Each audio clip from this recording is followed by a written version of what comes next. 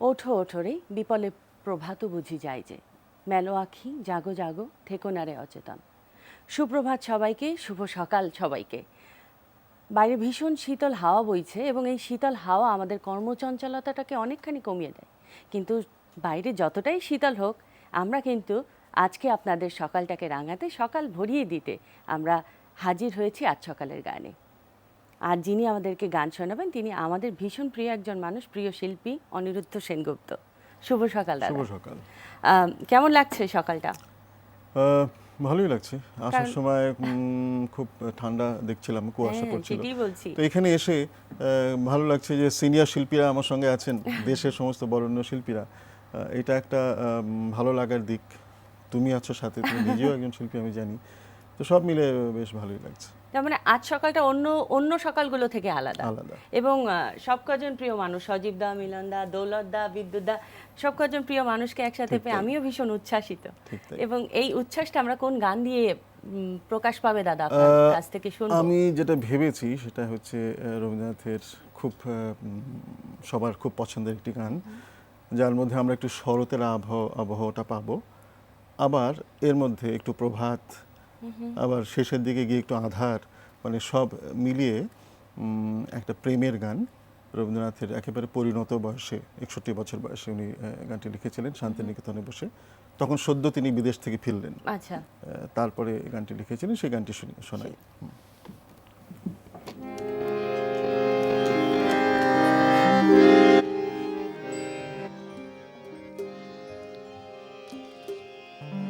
হে ক্ষণিকের অতিথি,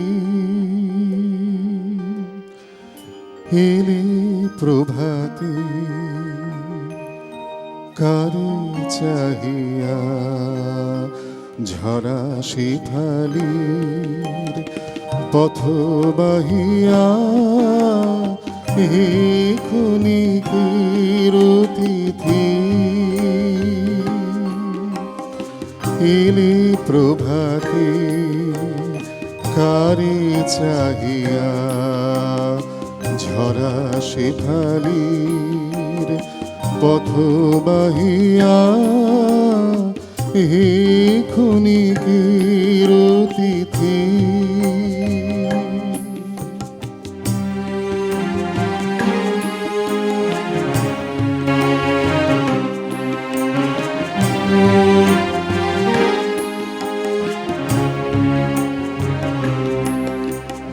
কোন মোরার বিরোহিনী রে, চাহুনি ফিরে কার বিষাদের শিশির নীরে।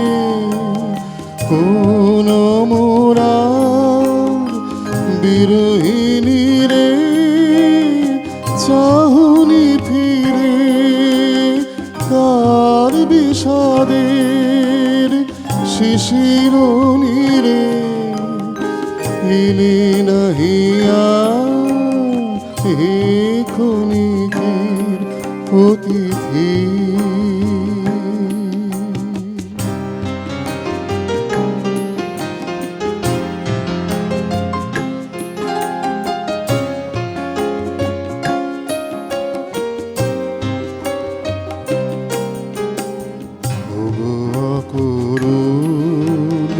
কি মায়া জানো মিলন ছলে, বিরহ আনো গো কি মায়া জানো। চলেছ পথিক আলোক জানে, আধার পানে মন ভুলানো মোহন তানে। গান গাহিয়া হে ক্ষণিকের অতিথি, এলে প্রভাতে, কারে চাহিয়া ঝরা শিখালির পথ বাহিয়া। হে ক্ষণিকের অতিথি।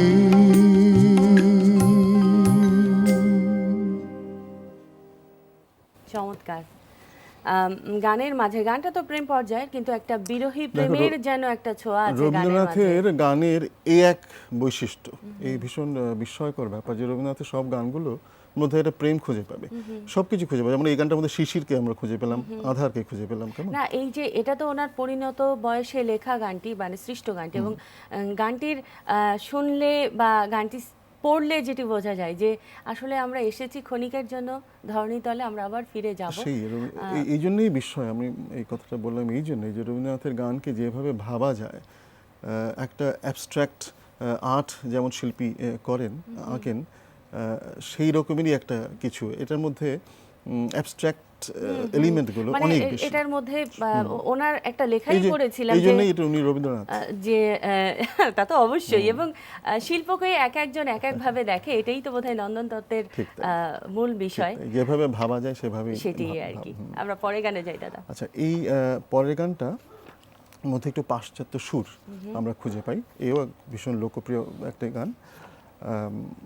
এই গানটা রবীন্দ্রনাথ সবসময় পাশ্চাত্য সঙ্গীতকে খুব ভালোবাসতেন, প্রভাবিত হয়েছেন, সেখান থেকে নিয়েওছেন অনেক অনেক উপাদান। কারণ উনি যেখানে যেখানে গেছেন সেখান থেকেই সেখানকার সুর ওনাকে ভীষণ ঠিক তাই আমরা আকর্ষণ বাল্মীকি করেছে। প্রতিভাতে পাই এবং সেই গানগুলোর সেই অপেরার ছোঁয়া। আমরা নিশ্চয়ই এখন তেমনই একটা কোনো গান শুনবো। সেরকমই গান শুনে।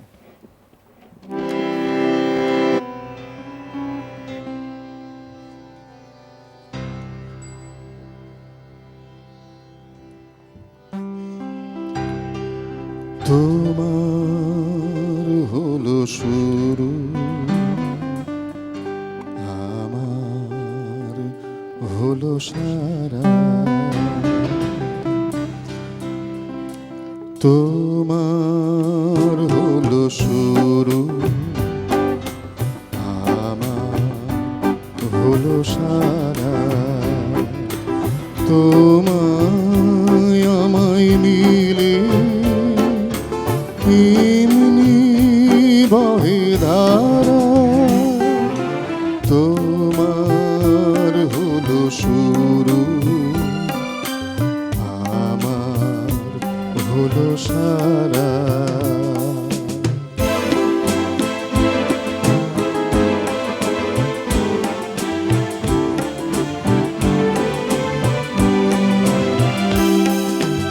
তোমার জলে বাতি, তোমার ঘরে সাথী,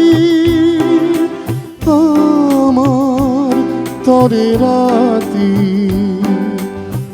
আমার তরে তারা, তোমার হলো শুরু,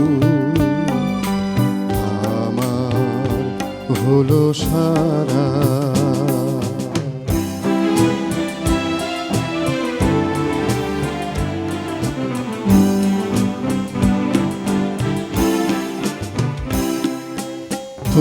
তোমার আছে ডাঙা,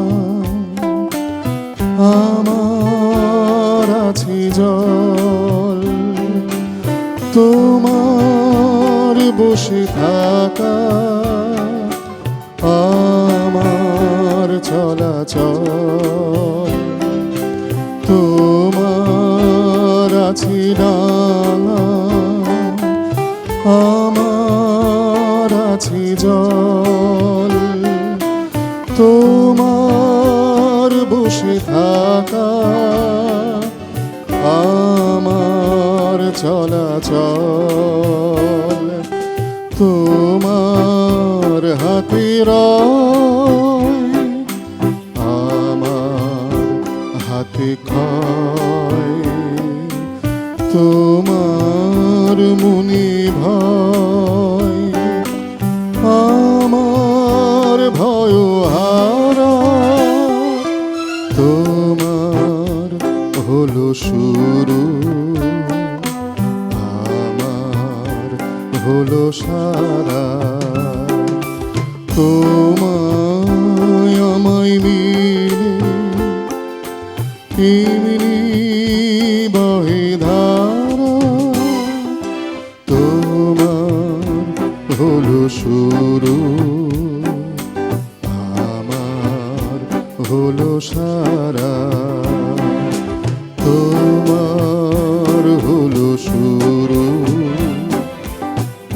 আমার হলো সারা।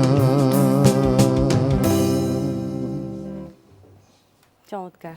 এই গানটার একটা বিশেষ দিক আমরা লক্ষ্য করি, যে গানটা সুরের মধ্যে একটা চঞ্চলতা আছে, একটু পাশ্চাত্য influence সুরের যে একটা আছে। প্রভাব, সেটা কিন্তু তো কথাগুলো দেখো কিরকম বিপরীতমুখী, শুরু সঙ্গে সারা, রয় তো আমার ক্ষয়, হ্যাঁ আমার বাতি জ্বলে তো তোমার আধার রাতি, এই যে বিপরীত কথাগুলো পাশাপাশি করে এটা বসিয়েছে। এটা যদি ওই যে অপূর্ব। সেই যে গানটাকে তো এক একজন এক এক ভাবে দেখে, ঠিক তাই। এটা শৈশবের সাথে বার্ধক্যের একটা এটা পার্থক্য হতে এটা পারে। অনেকভাবেই দেখা যায়, এর মধ্যে বিরহ আছে, সুরটা যদি একটু চঞ্চলতা, মজার একটা ব্যাপার এখানে লক্ষ্য করি, কিন্তু বিরহে ভরা গানটার মধ্যে প্রতিটি লাইনে লাইনে। মানে খুব চঞ্চল ভাবে কেমন? বিরহের কথাটাকে এটা প্রকাশ করা রবীন্দ্রনাথের হয়েছে। 54 বছর যখন ওনার বয়স, তখন আচ্ছা, উনি আচ্ছা। লিখেছিলেন, তাও শান্তিনিকেতনে বসে লিখেছিলেন। এই গানটা বেশ ভালো, সবার এবং খুব পছন্দ। দাদার সাথে গান শোনার মানে আপনার সাথে তো গান শোনার মানে আপনার কাছ থেকে গান শোনার সৌভাগ্য হয়েছে আমার বহুবার। এবং হ্যাঁ, আমরা যেটা একসাথেও হয় তো যে গান গেয়েছি হ্যাঁ, অনেক, হ্যাঁ। এবং হ্যাঁ সেটা তো অবশ্যই। নিশ্চয়ই নিশ্চয়ই। তো সেটা যেটা হয় যে মানে গানের পাশাপাশি এই ইনফরমেশনগুলো বা এই তথ্যগুলো জানা বা একটু সমৃদ্ধ হওয়া বা এই আদান প্রদান, এটা আসলে আমার মনে হয় যে আমি আসলে ব্যক্তিগতভাবে অনেকটা সমৃদ্ধ রবীন্দ্রনাথের হতে পারি। গানের তথ্য ভান্ডার তো বিশাল, অনেক বড়। এটা সব যতখানি আমরা পড়ে জেনেছি, শুনে জেনেছি, আমাদের যারা সিনিয়র্স আছেন বা জ্যেষ্ঠ আছেন, গুণী শিল্পীরা আছেন, তাদের কাছে শুনেছি, কিছুটা পড়েছি, তাও অনেক পড়তে মানে হবে, এটা আর অনেক আসলে জানতে সমুদ্রের হবে। মতো, এটা ঠিক শেষ তাই, করা সম্ভব নয়। ঠিক তাই। তবুও চর্চাটা থাকুক, হুম। এই কামনাই করি। আমরা পরে কোন গানটি শুনছি? আচ্ছা, এরপরে একটু চঞ্চলতার গান গাইলাম, তো এবার একটু খুব ঠান্ডা মেজাজের একটি গান, কোন গানটি? টপ্পাঙ্গের গান, তরি আমার হঠাৎ ডুবে যায়, এই বিচিত্র পর্যায়ের একটি গান।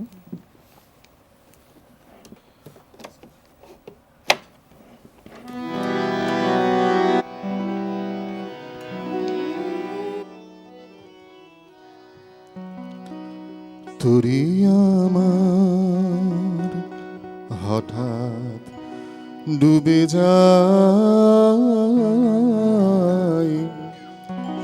তরি আমার হঠাৎ ডুবে যায়, তরি আমার কোন খানে রে, কোন পাশানের ঘাই, তুরি আমার হঠাৎ ডুবে যায়, তোরি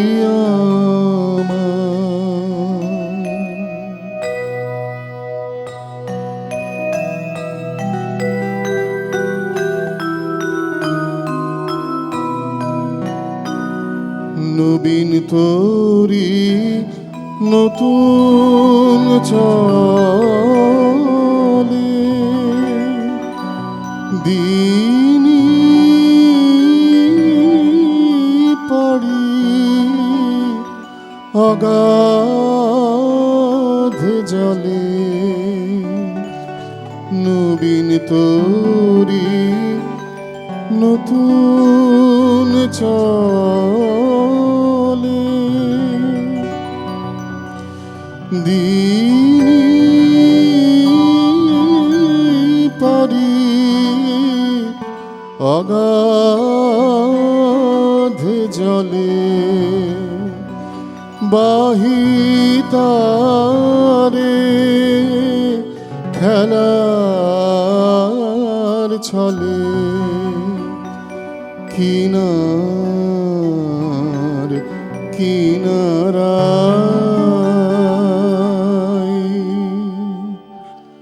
তুরি আমার হঠাৎ ডুবে যায়, তোরি আমার।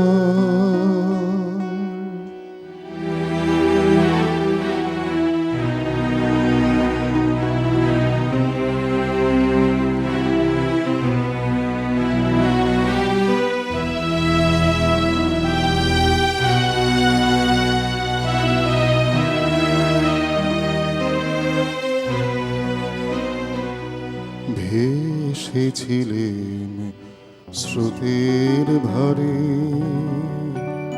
একা ছিলেন কর্ণ ধরে, লেগেছিল পালের পরে মধুর মৃদু বায়। সুখে ছিলেন আপন মনে, মেঘ ছিল না গগন কোণে, সুখে ছিলেন আপন মনে, মেঘ ছিল না গগন কোণে। লাগবে তোরি কুসুম বনে, ছিলেম সে আশায়। তোরি আমার হঠাৎ ডুবে যায়, তোরি আমার কোনখানে রে, কোন পাষাণের ঘায়, তোরি আমার হঠাৎ ডুবে যায়, তোরি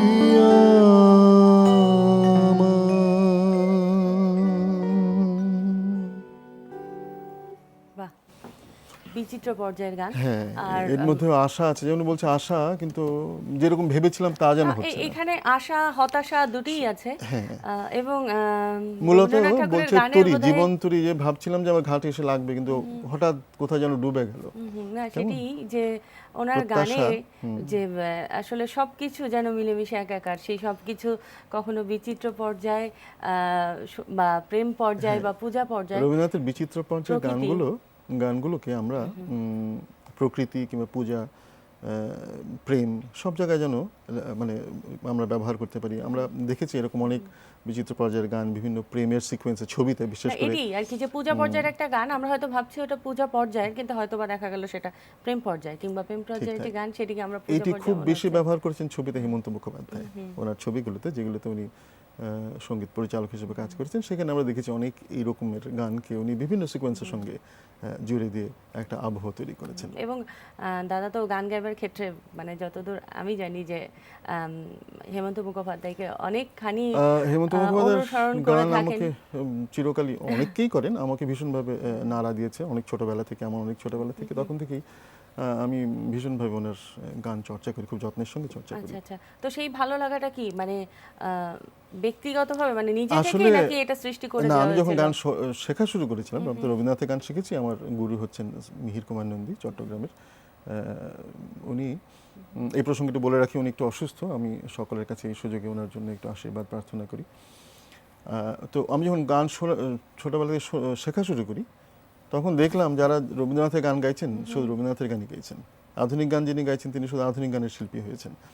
এইগুলো নিয়ে আমি ভাবতে ভাবতে হঠাৎ হেমন্ত মুখোপাধ্যায়কে খুঁজে পেলাম, যিনি হিন্দি গানও গাইছেন, রবীন্দ্রনাথের গানও গাইছেন, সব কিছু গানই গাইছেন, এবং প্রত্যেকটা গানকে তিনি একটা অপূর্ব রূপ দিচ্ছেন।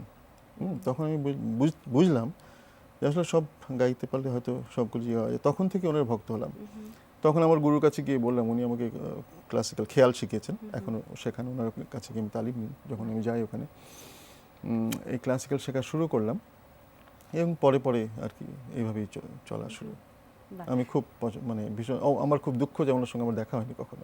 দেখা হওয়ার কথা ছিল, যাই হোক ভাগ্যে কোলায়নি।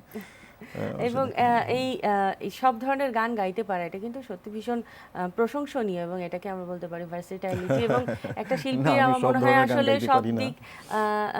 সব দিকে বিচরণ থাকা, এটা আসলে শিল্পীর বৈশিষ্ট্যই বলবো। আমরা দাদা পরের গানে যাই।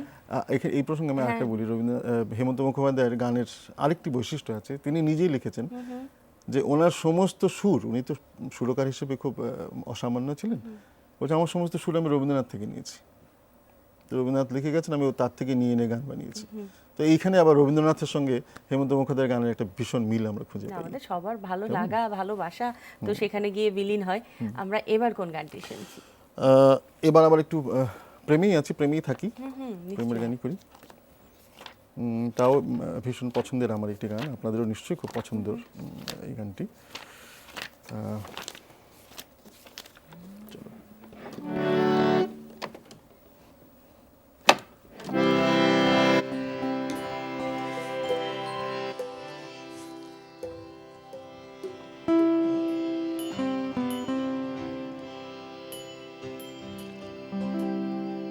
যে ছিল আমার স্বপ্ন চারিণী, তারে বুঝিতে পারিনি, তারে বুঝিতে পারিনি। যে ছিল আমার স্বপ্ন চারিণী, তারে বুঝিতে পারিনি, তারে বুঝিতে পারিনি। দিন চলে গেছে খুঁজিতে খুঁজিতে, ওগো যে ছিল আমার স্বপ্ন চারিণী, তারে বুঝিতে পারিনি, তারে বুঝিতে পারিনি।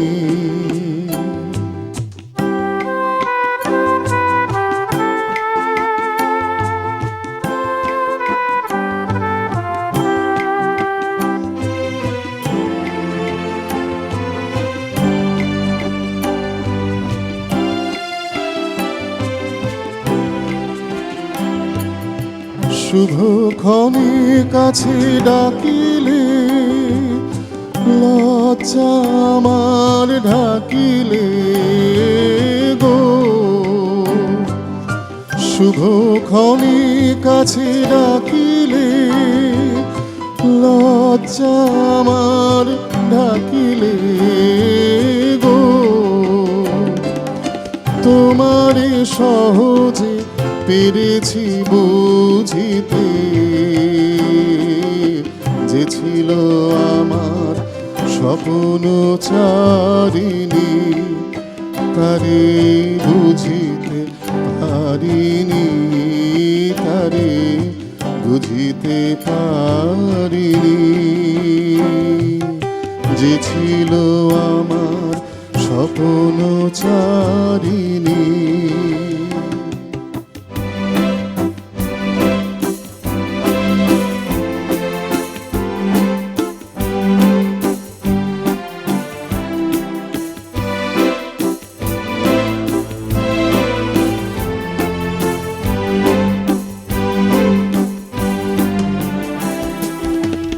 মোরে ফিরাবে অনাদরে, কে মোরে ডাকিবে কাছে। কাহারো প্রেমের বেদনায় আমার মূল্য আছে, ওগো কে মোরে ডাকিবে কাছে। কে মোরে ফিরাবে অনাদরে, কে মোরে ডাকিবে কাছে। কাহারো প্রেমের বেদনায় আমার মূল্য আছে, ওগো কে মোরে ডাকিবে কাছে। এ নিরন্তর সংশয়ে হায়, এ নিরন্তর সংশয়ে সংশয়ে আর পারিনি জুঝিতে, আমি তোমারে শুধু পেরেছি বুঝিতে।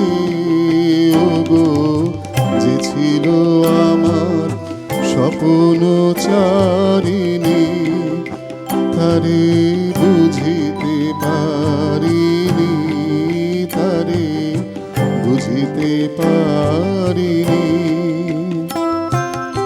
দিন চলে গেছে খুঁজিতে খুঁজিতে, ওগো যে ছিল আমার স্বপ্ন চারিণী, তারে বুঝিতে পারিনি, তারে বুঝিতে পারিনি।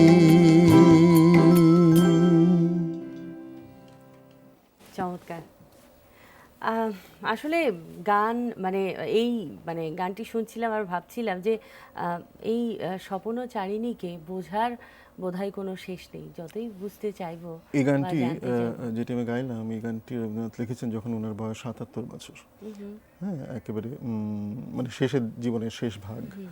কিন্তু দেখুন এই গানটা যে একেবারে তরুণ, হ্যাঁ, তার জন্য কতখানি প্রযোজ্য, আমাদের যারা মাঝবয়সী তাদের জন্য কতখানি এই প্রযোজ্য। গানগুলো আসলে চিরকালই চিরনূতন। ঠিক তাই। দাদা, আমরা একেবারেই শেষ পর্যায়ে চলে এসেছি। আচ্ছা। প্রথমে ধন্যবাদ জানাবো আপনাকে সহ এবং আমার দাদাদেরকে। আসলে অসাধারণ একটা সময় কাটিয়েছি, আর মনে হয় যত শুনি তত বেশি শুনতে ইচ্ছা করে। আমরা হয়তো একটি গান শুনতে শুনতে বাড়ি ফিরবো, তার আগে আমি দর্শকদের কাছ থেকে বিদায় নিয়ে আসি। দর্শক, গান, গল্প এবং আড্ডা, এই ছিল আমাদের আজকের আয়োজন। আশা রাখি আপনাদের আজকের সকালটা ভরিয়ে দিতে পেরেছি। সবার সারাটা দিন ভালো কাটুক। দেখা হবে অন্য সকালের পরে। ভালো থাকুন সবাই। এইবারে আমি শেষ গানটি গাইছি, সেটা হচ্ছে একটি নাটকের গান, নৃত্যনাট্যের গান, শ্যামা নৃত্যনাট্য থেকে নেয়া। শোনাই।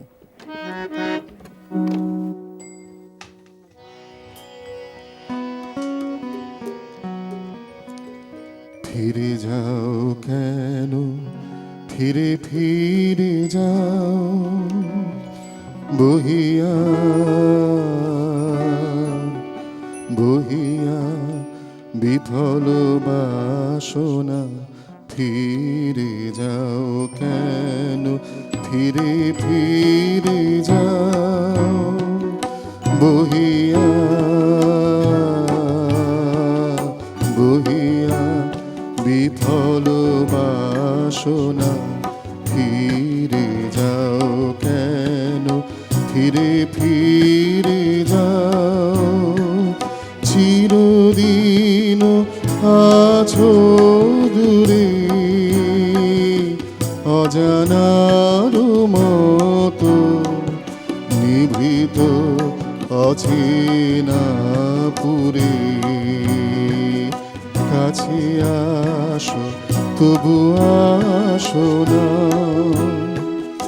বহিয়া বিফল বাসনা। ফিরে যাও কেন, ফিরে ফিরে যাও।